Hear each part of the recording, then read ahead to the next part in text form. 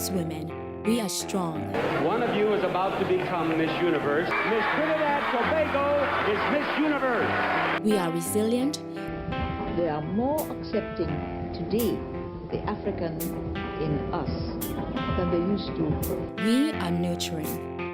We are going to call you Calypso Rose, which means Rose is the mother of all flowers. We each have a story that can inspire and motivate others. I thank God for every blessing He has given me, especially this year. Every week at the Xanadu Tropical Resort, we chat with some of the most beautiful women who are making an extraordinary contribution to Trinidad and Tobago. They share their journey unscripted and real. This is The Pink Ego. Good afternoon, Marge Blackman. Hi. Thank you Good so much afternoon. for being here with us. Thank you for having I'm me. just excited to have you here. I'm excited to be here. I've watched your family. I think we all have as Trinidadians over the years, and just seen such a rich, history and just a legacy and presence. Because even right now, you have a new generation doing their thing. Of course. Doing their thing. Never stops. Yeah, but it always sort of make me think about how it all started. Give me a little insight on how your childhood was like. That must have been Yeah, well, it could go way, way, way back. But as everybody knew that my father was first Ra Shorty, who invented soca and doing his thing worldwide with soca, and then he had this grand change in his life. And I was born, I think, in that change. I was born. That was in 1981 when he actually had that change to the spiritual man. So I think I was the first child to be born. I was the first child to be born in Piparo. Yeah. Yeah, when we all moved to Piparo. So I didn't know Ra Shorty at all. I only heard stories of him, but I didn't know the individual because he made a complete change. Yes. Everybody would know. So I grew up, under the spiritual values and the jamu, the genre of music, and which is what he also creates. yes, he invented jamu as well as soca, and so he would call jamu the gospel of soca, which is like probably spiritual man. And since I was born, it was just music home. We were all singing together as a family. So I can't say at this age I started singing. As soon as we could talk, I think probably we sang before we spoke. Most of us, that is how it was. So somewhere along the way, we all had the opportunity to choose whatever we wanted. Whether we wanted to be a guitarist, a composer, singer, whatever we clinged to and we felt the most. And for me, I think I started writing at 8 years old.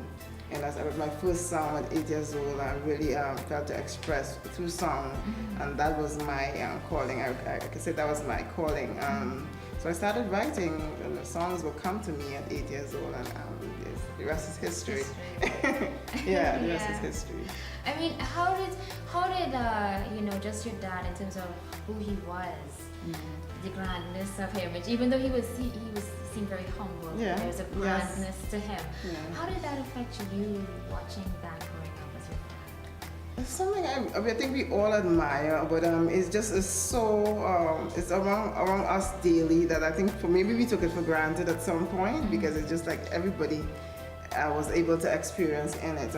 It was nothing like he's up there, we're here, we're one. Right. So we all sort of experience the energy. I would see people talking about it on the outside looking in, I don't understand what it is they're talking about. We know that we're a talented family and all of that, but I think everybody have some sort of creativity in them, and we just know that he just nurtured it. He nurtured it, and he gave us advice. Of course, the things that he learned, during his journey, how to deal with certain things, and he tell us about the whispers, and people will come to tell you, separate you as a family.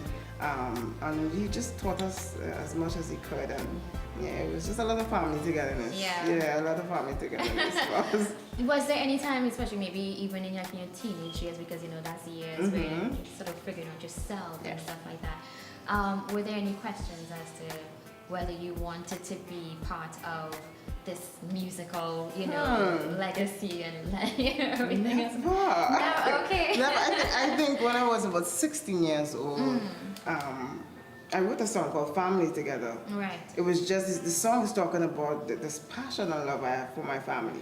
I saw myself nowhere else. Wow. You know, that's how it was. You know, not for once, you know. Our dream was just to travel the world, which we did eventually, travel the world together to spread this music. It's just a lot of love and passion for what we were doing at the time. Yeah. One of the classics, Watch Out My Children. Yes. Yeah. How old were you when that song? When he composed that song, you know, I was just remembering that just the other day. I probably was about 14. Okay. And remembering there was an aura around this song. I mean, as a writer, I would know when I get a song that is so, I mean, all his songs are powerful, all his compositions are powerful, but there was a difference with this song in particular. And I saw it in his eyes, I saw how he felt.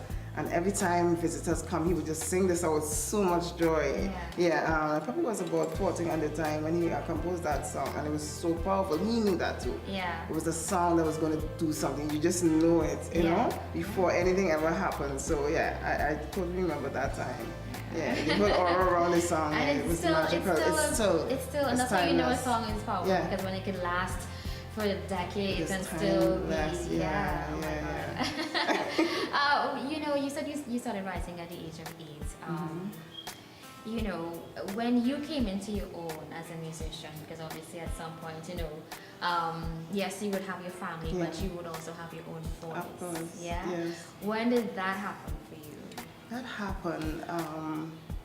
That's after Love Circle. We decided to just kind of be, everybody have their own journey, their own experience. That probably was about, I would say, 2008 maybe. After Isaac Celine was popular and it blew up all over. We did a lot of traveling, and everybody we decided as a collective to just, I think everybody naturally, even in their personal lives, was kind of going in the personal journey, you know, who get married, you know, that kind of thing. So naturally, we kind of wanted to experience things on our own. Yes. And my sister, I think there was one put together a girls band first, that's Marge Blackman. Yeah, and the all girls band. Yeah, she did, and I was playing with her for a while. And Isaac had his band Gamma Ray, and everybody, Sheldon was in Norway doing his thing. And I think I put together a 3-member band. For a while I was rolling with that, you know, just kind of doing my thing acoustic and just growing. And I didn't want to move too fast, just taking my time and growing. And then about a year ago, I put together a 10-piece band. And I really wanted a particular sound, not just a band, but I wanted to represent Trinidad and Tobago with every instrument, within the collective of individuals as well. So I have a tabla player in my band, and some African drums, the panas, the bass, so they really bring a cultural feel to the music, to Jamu, and a different expression of it. So that was started about a year ago. A year ago? Yeah, and it's been amazing. It's been amazing, yeah.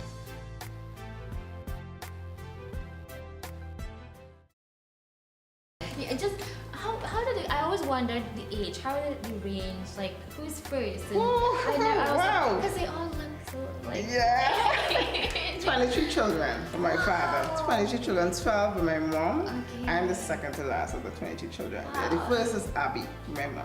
Yes. She's the first, and then there's OC. Who did this thing, OC, and they live in California now. It's so much coming down. So much coming down. And then to be like the second to last, must have been a dream. Of course, I mean, but everybody, you know, I think even though we were so much alike, everybody had their individual style and vibe, and I think we really admire each other. We do. And even in compositions, everybody had this different sound. A different feel, and I would love what Isaac do, he would love what I do, that kind of thing. So it wasn't difficult. Everybody had their own individuality in such a big family. Yeah. Now that you've kind of more or less your solo actors, what are like some of your, if there's any challenges or even highlights that you've experienced so far in the time? I don't know if there's challenges. I mean, there's always challenges. For me, it's I wouldn't call it a pressure, but knowing that I represent a genre. Knowing that for me, Jamu is something that I know I have to carry on and take it really far. So with that in mind, I'm aware that I'm not doing things that people are used to hearing, you know? It's just like you're totally creating a different space altogether, musically. So I'm aware of that, and just for me, so far it's been amazing. It's been amazing, the journey, and we're just really trying to take it sort of the direction that it's supposed to go in, which is why I went with this latest release, B. I sort of remixed Jamu. I call it diluted because Jamu itself is a beat, is a genre, is a feel. And what I did, I came together with Sheriff Mumble. Yes. We put together a sort of, I would call it modern, they feel to Jamu, but the Jamus, they're so strong still in the music. And I just kind of took it in that direction to, you know, kind of give people a sense of it. Yes, still not too strong. Eventually, you're going to get the full thing on the album because the album is coming, no doubt. But yeah, we just kind of decided to go that direction, and you know, it's been fantastic. Yeah. Now that you're again into your own. Yes. I mean, what was the first song though? And of course, you could sing it for us. What was the first song that you ever recorded? Okay, the first song I recorded this with the Love Circle. That was the first Love Circle album in years. Right. There was 2 generations of Love Circle, the bigger set, Yes. the younger set. So the first Love Circle album from the younger set, I recorded a song called O'Shea. Right. And yeah, people fell in love with it instantly, and it's one of the songs that I would say people know from me. O'Shea? Yes. All right. Let's do O'Shea. So I think I wrote O'Shea probably when I was about 16 years old. Yeah. So O'Shea means thank you in Yoruba. Yeah.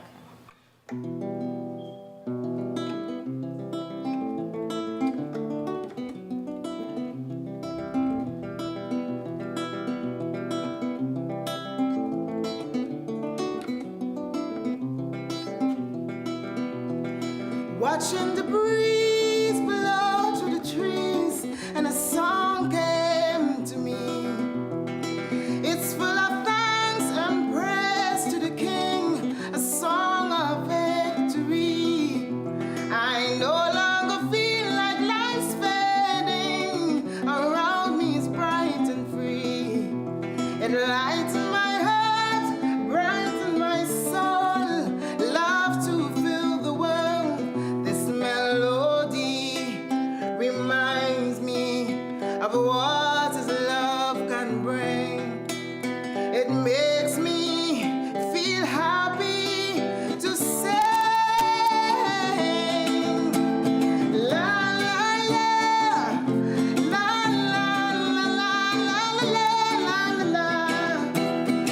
Ooh, la la la la la la. O'Shea, Jesus, O'Shea, Adonai, O'Shea, Elohim, O'Shea, Yahweh. It's actually O'Shea. yes. I love the melody. Thank you so much. And then there's this, I don't know, your power in your voice, and just thanks, man. even though it's powerful, it's soothing as Yeah. well. And I was always impressed with the melodies. You know, they say family blends the best. It's always like, you know, I remember. Oh, this was so awesome. Oh, thank you. Thank you so much. Yeah.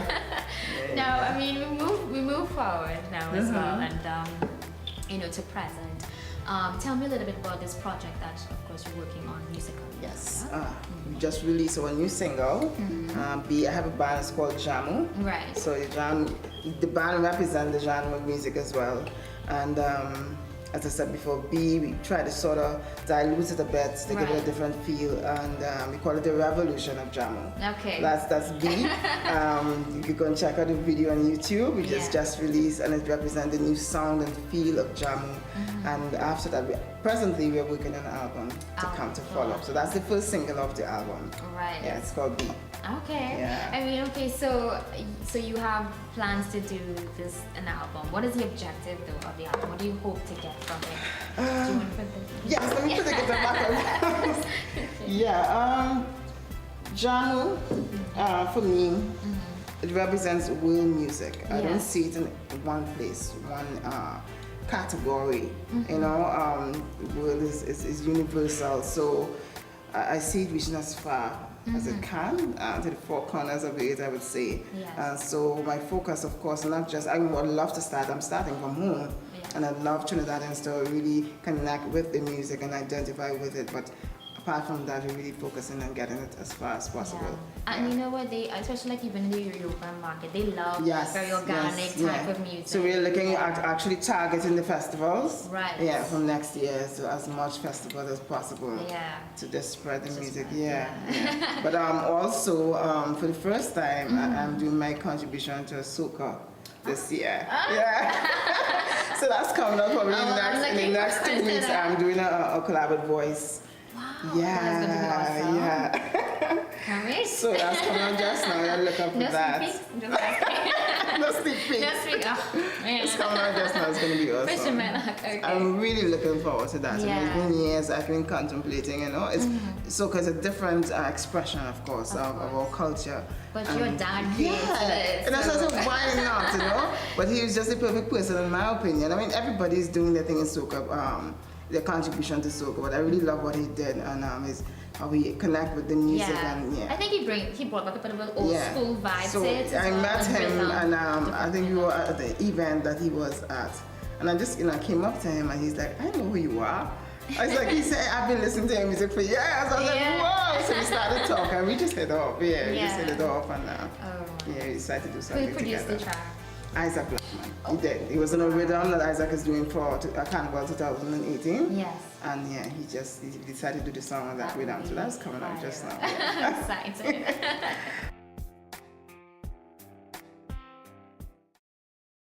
As a woman, and I never like to put that restriction on us because we're so much more than just that.